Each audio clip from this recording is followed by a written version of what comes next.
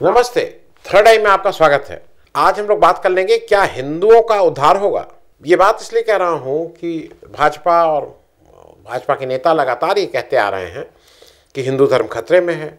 80% हिंदू इस देश में रहते हैं, 110-120 करोड़ हिंदू हैं और हम सब लोग खतरे में हैं। अब हिंदू धर्म से उनका क्या मतलब है, क्योंकि दूसरी तरफ हिंदू धर्म को मानने वाले जो ब्राह्मण और राजपूत हैं वो इसका बहुत छोटा एक वो हैं। इस 120 करोड़, मान लीजिए 120 करोड़ का बहुत छोटा हिस्सा है। और जो वंचित वर्ग है, जो शेड्यूल कास्ट है, शेड्यूल ट्राइब है, बैकवर्ड क्लास है, ये इसका एक बड़ा वर्ग है। तो किसका उद्धार होना है? अभी तक तो जैसा पास्ट रिकॉर्ड है उसमें उद्धार अपर कास्ट का होता आया है। और भागवत जी का अभी जो आरएसएस के सरसंघचालक हैं, जो मुखिया हैं, उनका एक बयान कल आया है। भागवत जी का एक यह है कि वंचित वर्ग के प्रति उनकी बहुत हमदर्दी है और ये एकदम से उनकी हमदर्दी बीच बीच में दिखती है। हालांकि भागवत जी 2015 में उन्होंने बिल्कुल साफ साफ आरक्षण के विरुद्ध बयान दिया था। उन्होंने ये बार बार कहा था कि भाई ये आरक्षण तो हटना चाहिए। और एकदम से भागवत जी का दलित, वंचित वर्ग, इन सब के प्रति सहानुभूति और सद्भावना कहाँ से आ गई, ये थोड़ा समझने वाली बात है। अब वो ये कह रहे हैं कि हमने जो 2000 साल तक इनके ऊपर अत्याचार किया, हमने मतलब अपर कास्ट हिंदू ने जो अत्याचार किया, अगर ज़रूरत पड़े तो अगले 200 साल तक इनको आरक्षण देना चाहिए। अब ये उनका स्टैंड हो गया है। आरएसएस की बिल्कुल एक निश्चित मान्यता है, वो हिंदुओं की वर्ण व्यवस्था के समर्थक हैं। आरएसएस के सरसंघचालक अपर कास्ट हिंदू ही होते हैं, वो भी ब्राह्मण होते हैं। और एक एक्सेप्शन थे, जब रज्जू भैया उनके एक राजपूत भी उसमें हुए थे, लेकिन वो एक्सेप्शन किसी schedule caste, schedule tribe, backward class के लिए नहीं था, वो ब्राह्मण से होके राजपूत के लिए हो गया था। महिलाओं के बारे में आपको पता ही है, वो राष्ट्रीय सेविका संघ चलाते हैं। वो आरएसएस की मेंबर नहीं है, उनको अगर महिलाओं होता वो सेविका बन के बने वहाँ पे आए। और सरसंघचालक का जैसे आपको पता ही है, वो जो मुखिया का चुनाव नहीं होता है, वो जो सरसंघचालक होते हैं, जो मुखिया होते हैं, वो अपना नॉमिनी एक तरह से उत्तराधिकारी घोषित कर देते हैं। अब आप आरएसएस के किसी व्यक्ति से बात कर लीजिए जो आरएसएस का हो, और जो खास करके जो उसको चलाने वाले हों, उनके कार्य करने वाले कार्यकर्ता नहीं, जो उसको चलाते हों, जो भाई जी लोग जो कंट्रोल करते हैं, वो सब एक बात कहते हैं एक स्वर में, आरक्षण नहीं होना चाहिए, मेरिट इससे कॉम्प्रोमाइज़ होती है, मेरिट। और ये बहस लगातार करेंगे, खास करके वो अपर कास्ट जब मैं बोल रहा हूँ तो ब्राह्मण, राजपूत, बनिया वर्ग, ये जितने लोग हैं, ये आपको बार बार अगर आरएसएस के हैं तो बार बार मेरिट की बात करेंगे कि साहब आरक्षण होने से मेरिट कॉम्प्रोमाइज़ होती है। अब एकदम से भागवत जी को ये बात क्यों कहनी पड़ी कि 200 साल तक आरक्षण देना चाहिए? कारण एक ही था, उदयनिधि स्टैलिन जो चीफ मिनिस्टर तमिलनाडु के लड़के हैं, उन्होंने सनातन धर्म की जाति व्यवस्था पर एक कड़ी चोट की थी। उन्होंने अपने वक्तव्य में उस पर ठीक से कही थी। और इस बात को बीजेपी ने सनातन धर्म पर हमला कहा था। क्योंकि देखिए एक चीज समझ लीजिए, सनातन, मैं बार बार कहता हूं, सनातन में हिंदुओं में इतनी टॉलरेंस है, जो नास्तिक है वो भी हिंदू है, जो आस्तिक है वो भी हिंदू है। खैर, आरएसएस के बारे में कहा जाता है कि उसके कई मुख होते हैं। ये डॉक्टर लोहिया का एक पुराना वो था, सोशलिस्ट कहते थे, ये इनके दो मुंह नहीं, वो कहते थे इनके कई मुख होते हैं, हर हिसाब से ये अपना रंग बदलते रहते हैं। अगर आरएसएस ईमानदार है आरक्षण के प्रति तो अनाउंस करे कि भाई अनारक्षित जो अनरिजर्व क्षेत्र हैं वहां पे भी आरक्षण लागू करें, निजी क्षेत्रों में आरक्षण क्यों नहीं लागू होगा? अब कुछ लोगों का कहना है कि साहब निजी क्षेत्र तो उनके अपने पैसे से हैं तो क्यों करें? निजी क्या, उनके अपने पैसे से हैं निजी क्षेत्र? जो भी बड़े उद्योग हैं उनको सरकार प्रोत्साहित करती है, सस्ती दरों पे ज़मीन दी जाती है, कर माफ़ी होती है, बिजली सस्ती करों पे दी जाती है, और तो और कर्ज भी सस्ता दिया जाता है। और सस्ता ही कर्ज नहीं दिया जाता है, कर्ज लेके भाग जाइए तो कोई कार्रवाई नहीं होती, और वो एक बड़ी तादाद ऐसी जो कर्ज लेके भाग जाइए या कर्जा न चुकाइए तो 10 लाख 12 लाख करोड़ तक इस सरकार को फर्क नहीं पड़ता है। तो ये कहना कि उनका अपना पैसा है बिल्कुल गैर वाजिब है। सरकार वो एनवायरनमेंट, पैसा, रिसोर्सेस सब प्रोवाइड करती है। तो निजी क्षेत्रों में आप क्यों नहीं कहते हैं कि आरक्षण होगा? अगर आप ईमानदार हैं अपने इस बात पे कि 200 साल तक आरक्षण मिलना चाहिए, तो कहिए ना कि निजी क्षेत्रों में भी हम लागू करने जा रहे हैं। देखिए, एक सबसे बड़ी समस्या क्या है, ये रोजगार की है। मैं जरा इस पे एक चीज़ आपको और समझनी होगी, क्योंकि ये व्यापक विषय है। इसको इस तरह से सरकार ने लेबर लॉज को धीरे धीरे करके करीब करीब खत्म कर दिया है। ज़्यादातर नौकरी अब जो हो रही है वो संविदा पे हो रही है, और इसमें संविदा में भाई ना कोई पीएफ है, ना कोई ईएसआई है, कुछ है ही नहीं। आपका कोई पक्की नौकरी है, इसका कोई वो नहीं। कब जब चाहेंगे तब हम आपको निकाल सकते हैं। इसके कई नुकसान हैं।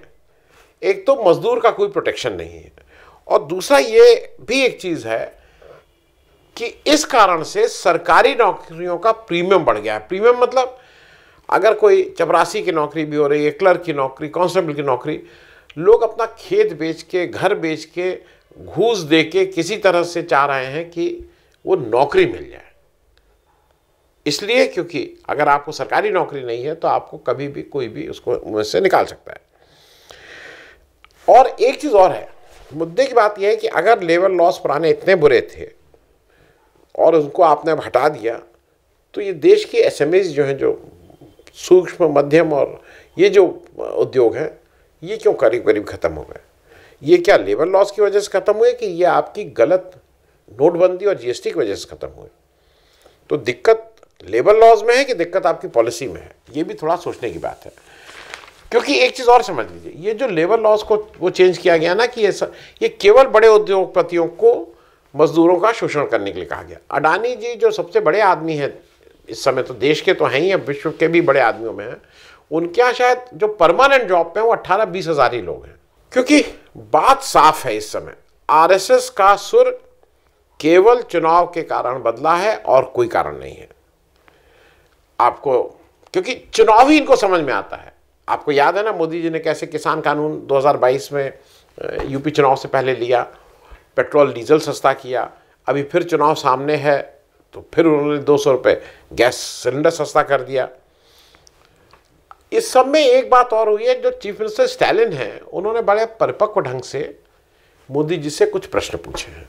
एक तो उनका ये मानना है कि जब से ये इंडिया विपक्ष थोड़ा ठीक हुआ है, तेज़ हो रहा, उसमें किसी भी तरह से आप चाह रहे हैं कि उसमें डिवीज़न हो, आपस में मतभेद पैदा हो और वो किसी तरह से टूट जाए।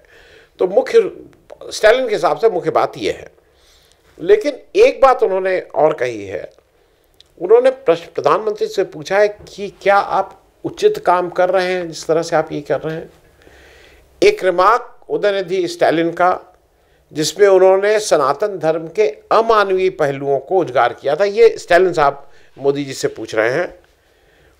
उन्होंने सनातन पक्ष के उस पक्षों को उजागर किया था जो दलितों, आदिवासियों, महिलाओं को डिस्क्रिमिनेट करता है, और उन्होंने उसकी भर्त्सना भी की थी।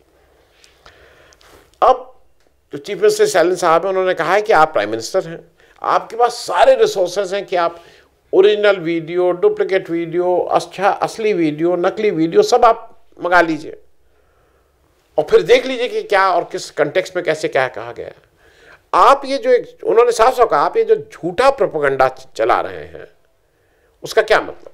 कैबिनेट की मीटिंग होती है और कैबिनेट के एजेंडे में सनातन धर्म, उदयनिधि ने जो बात की, ये बयान पे चर्चा होती है, और चर्चा ही नहीं होती है, उसमें मोदी जी का वक्तव्य आया है। वो कहते हैं कि नीड अ प्रॉपर रिस्पॉन्स, ज़रूरत है उचित प्रतिक्रिया और उत्तर की। मतलब जो उदयनिधि स्टालिन ने कहा ना, उसको उचित जवाब मिलना चाहिए, माकूल जवाब मिलना चाहिए। अब उचित कार्रवाई आ ही गई है, उचित प्रतिक्रिया आ गई, उसका रिएक्शन आ गया, माकूल जवाब क्या हुआ है? अयोध्या के एक साधु हैं, वो अपने को जगत गुरु परमहंस आचार्य बोलते हैं, तपस्वी छावनी के। मैं जानबूझ के उनका बयान अपने यहाँ नहीं लगा रहा हूँ। आप गूगल करिए, लिखिए जगत गुरु परमहंस आचार्य रिमार्क ऑन स्टालिन, आपको मिल जाएगा। उन्होंने उदयनिधि स्टैलिन के सिर काट के लाने वाले को 10 करोड़ रुपए का इनाम घोषित किया, और एक बार नहीं किया, एक बार पहले बोला, फिर उन्होंने एक अलग से एक वीडियो बनाया, उसमें उन्होंने साफ साफ कहा कि 10 करोड़ रुपए का मैं इनाम घोषित किया हूं कि जो उनका सिर काट करके लाए। ये उचित माकूल जवाब दिया जा रहा है, और केवल सरकारी पेट्रोनेज है, ये साफ साफ दिखाई दे रहा है। सरकार का उनके पीठ पे हाथ है, इसमें कहीं कोई दो राय नहीं है। उनके ऊपर कोई एफआईआर नहीं हुई है। हम और आप जरा इस तरह का बयान देके देखिए, एफआईआर की बाढ़ लग जाएगी। और यहां पे एफआईआर किस पे हुई है? उत्तर प्रदेश में। उत्तर प्रदेश में एफआईआर उदयनिधि स्टैलिन के ऊपर एक एफआईआर कर दी गई। हालांकि आचार्य सत्येंद्र दास जो हैं, मुख्य पुजारी हैं जो राम मंदिर के, अयोध्या के राम मंदिर के, उन्होंने जोरदार आपत्ति दर्ज की है परमहंस आचार्य के इस बयान पर। उन्होंने कहा है कि ये जहर स्वयंभू साधु के बयान की भर्त्सनाही नहीं की, बल्कि उन्होंने ये भी कहा कि उनको उन्होंने हिंदू विरोधी भी बताया है। ये वहीं के सत्येंद्र दास जी की टिप्पणी है। ये बात मैं इसलिए कह रहा हूं कि ये इसके कुछ कारण, 2-3 कारण हैं। पहला कारण तो यह है कि क्यों मोदी जी ये सब करते हैं, मुद्दे से ध्यान हटाना है। जो बेरोजगारी, महंगाई, ये सब बातों, चीन ने हमारी जमीन ले ली, इन सब बातों से ध्यान हटाना है, ध्यान भटकाने की कोशिश है। क्योंकि बार बार छोटी मोटी बातों को पकड़ के बहस करवाना, एजेंडा देना, मीडिया को एजेंडा देना, अपने जो उनके भक्त बोलिए या जो उनके फॉलोअर हैं उनको एजेंडा देना कि अब इसी पे जुट जाओ सब लोग, इसी पे बात करो। तो एक तो ध्यान भटकाने की बात है। दूसरा बात है जो कास्ट सेंसस है ना, उसको किसी तरह वो कास्ट सेंसस नहीं कराना चाहते हैं। वो चाहते ही हैं कि किसी तरह सारी बहस किसी धार्मिक उसमें उलझ जाए, वो हिंदू मुस्लिम हो जाए सबसे अच्छा, कास्ट सेंसस पे बात ना हो। क्योंकि कास्ट सेंसस पे बात होगी तो जिसकी जितनी भागीदारी उसकी उतनी हिस्सेदारी की बात होने लगेगी। वो बीजेपी करना नहीं चाहती है। और मेरे ख्याल में एक जो सबसे मुख्य बात है वो अडानी जी हैं। अडानी जी पे किसी तरह से ध्यान हटे, क्योंकि अडानी जी पे जो खुलासे हो रहे हैं और खुलासे हुए हैं उसमें साफ साफ अडानी जी कटघरे में तो खड़े ही हैं, साथ साथ सेबी भी कटघरे में अब खड़ी हो गई है। देखिए, हिंदू धर्म जो है वो बीजेपी या आरएसएस का हिंदुत्व मेरे जैसे व्यक्ति की परिभाषा नहीं है। हिंदू धर्म में आस्तिक, नास्तिक, विभिन्न प्रकार से पूजा करने वाले, विभिन्न आस्थाओं को मानने वाले एक साथ रहते हैं, एक छत के नीचे भाई बहन हैं, अलग अलग ढंग से पूजा करते हैं, अलग अलग तरीके से हिंदू धर्म को प्रैक्टिस करते हैं, लेकिन सब हिंदू ही रहते हैं। देखिए, हिंदुओं का एक जैसे मैं एक आपको उदाहरण बताऊं, हिंदुओं का एक वर्ग है जो वेजिटेरियन है, लेकिन एक बड़ा वर्ग है जो नॉन वेजिटेरियन भी है। एक वर्ग है जो मंगल को और सावन में भाई हम और नवरात्र में नॉन वेज नहीं खाएंगे। एक है जो कहता है नहीं हम 365 दिन खाएंगे, लेकिन हिंदू हैं, पूजा भी करते हैं। एक घर में रहने वाले कुछ इस बात को मानते हैं, कुछ इस बात को नहीं मानते हैं। यहां भाई देखिए, एक ही घर में कुछ लोग प्याज लहसुन नहीं खाते हैं, कुछ लोग सब खाते हैं, ये तो अलग अलग बात है, लेकिन ये सब हिंदू हैं। हिंदू धर्म की कुरीतियों को समय समय पर हिंदू धर्म के समाज सुधारक और हिंदू के धर्म को सुधारने वाले बहुत से लोग हुए हैं। मैं कुछ नाम ही ले पाऊंगा, एक लंबी लिस्ट है। ज्योतिबा फूले थे, हमारे धर्म से उत्पन्न जो समाज सुधार था उसकी बात की है। मैं डॉक्टर अंबेडकर और महात्मा गांधी का नाम नहीं ले रहा हूं, मैं पुराने लोगों का नाम ले रहा हूं। राजा राम मोहन रॉय, विवेकानंद, दयानंद सरस्वती, ये सब जो धर्म में जो भी समाज की कुरीतियां थी उसको दूर करने की इन्होंने कोशिश की। ये इन्होंने सुधार की कोशिश की, इसको शुद्ध करने की कोशिश की। और इनमें से किसी ने भी 5000 साल पहले का उदाहरण नहीं दिया कि 5000 साल पहले हम ये करते थे।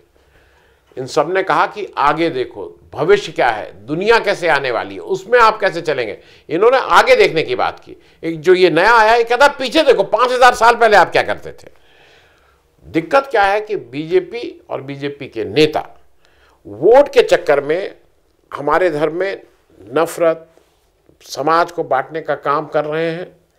और मुझे ऐसा लगता है कि एक आम हिंदू को और एक आम भारतीय को ये समझने की ज़रूरत है कि जो भी ये कुछ हो रहा है ये मेरे हिसाब से हिंदू धर्म तो नहीं है, मैं कम से कम मेरा हिंदू धर्म तो नहीं है। ये दूसरे लोग इसको प्रैक्टिस करते हो, बात दूसरी है। तो इससे हिंदू धर्म का उद्धार हो रहा है कि इससे हिंदू धर्म का, जिसका आज तक हिंदू धर्म से किसी की नफरत ही नहीं थी भाई इस देश में रहने वाले, आज आप इतना नफरत का जहर बो रहे हैं कि कुछ लोग खड़े होकर लोगों को दिक्कत हो रही है कि भाई ये बगल में हिंदू रहता है तो लोगों को डर लगता है कि ये भाई हिंदू मोहल्ले में मत रहो, हिंदू हैं, ये भी कोई डर की बात है। तो मुझे ऐसा लगता है कि हमारी और आपकी, अगर भारतीय हैं और अगर हिंदू हैं, कुछ भी एक हैं, तो हमको ये समझने की ज़रूरत है कि केवल और केवल ये वोट की राजनीति है। वोट की राजनीति में इतने अंधे हो गए हैं कि देश कहाँ जा रहा है, समाज का क्या होगा, इसको सोचने का समय ही नहीं है। किसी तरह से चुनाव जीतो, वोट मिले और उसके बाद इस तरह की कुछ बातें मनगढ़ंत करते रहो, इस तरह की चीज़ों को बढ़ावा देते रहो, समाज में खाई बढ़ती रहे, लेकिन चुनाव किसी तरह से जीत जाइए। तो हमको और आपको ये समझने की ज़रूरत है कि हिंदू धर्म खतरे में है, कि हिंदू धर्म को कभी कोई खतरे की आज तक खतरे में नहीं रहा है, तो अब क्या खतरे में रहेगा। बहुत बहुत धन्यवाद। Thank you so much.